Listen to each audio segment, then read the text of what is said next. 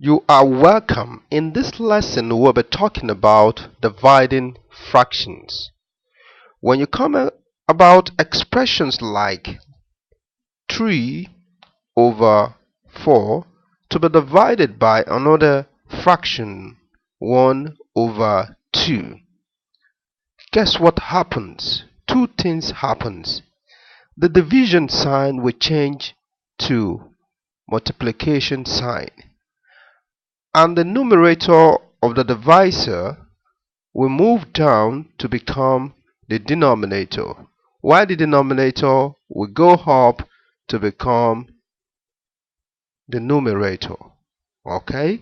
Then the other fraction remain as it is, 3 over 4. Now we work it out. 3 times 2, which gives us 6, over 4 times 1, which gives us 4. It can still be divided further.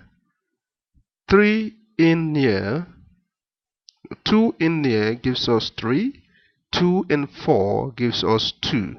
Alright, so we have 3 over 2. Let's check out another example. Alright, 3 divided by 10, 3 over 10 divided by 35 over 9. Alright, two things will change: the division sign, then the switching over of the numerator and the denominator, right? So the first thing, the multiplication sign, then the switch of the numerator and the denominator, that is 9, then 35 now comes down. Then the other fraction remain as it is. Alright, then 3 times 9, that's 27, over 10 times 35, that gives us 350. Alright, let's check out another example.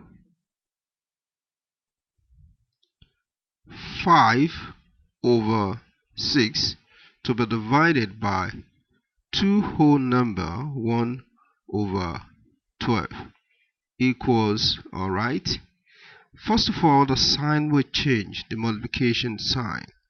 Alright, this time around the 5 over 6, the constant. This time around we have a whole number, we have a mixed fraction in here, a whole number and a fraction. Alright, so we have to make it to become a single fraction. Okay, so 2 times 12, which gives us 24. 24 plus 1, that gives us 25. So we have 25 over 12. That is how it is done. Alright, I hope you understand. So now we multiply 5 times 25. 5 times 25 gives us 125. Alright, then 6 times 12 gives us 72. I'm using the calculator, so you can use calculator. Alright, so that's the answer, 125 divided by 75. Alright, over 75. Let's check out another example.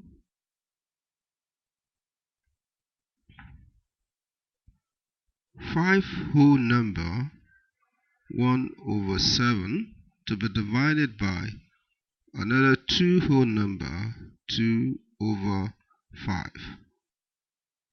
Alright, the first sign will change, then this is supposed to be constant.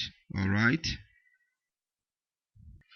so first of all we have to convert the mixed fraction to an improper fraction, because improper fraction usually the numerator is greater than the denominator. So we convert the two fractions by 5 times 7, which is 35, plus 1, that's 36. So we have 36 over 7. Alright, then we convert the second fraction.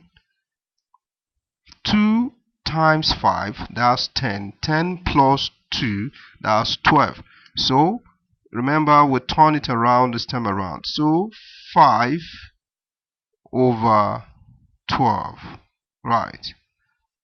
Then you do the multiplication. But before doing the multiplication, I can notice that we can divide. There are some fraction. We can divide some numbers. Take for instance, 6 can go in here to give us 6. Why 6 will go in 12 to give us 2. Okay, so that would give us a lesser number to multiply. That's why we're dividing it. Alright, 6 times 5, that gives us 30. So we don't have to use a calculator to punch in 36 times 5. Alright, so this one we can roughly or quickly do it. Alright, so 7 times 2, that gives us 14.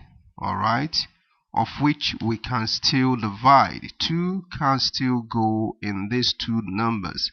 So when 2 divide 30, we have 15. Alright, and when 2, that same 2 goes in 14, we have 7. Alright, so we can no longer divide it. So that's the answer. Thank you for watching. Practice on your own. Check out your textbooks. Look for more examples or more exercises. Work on them and continue to work and practice and practice.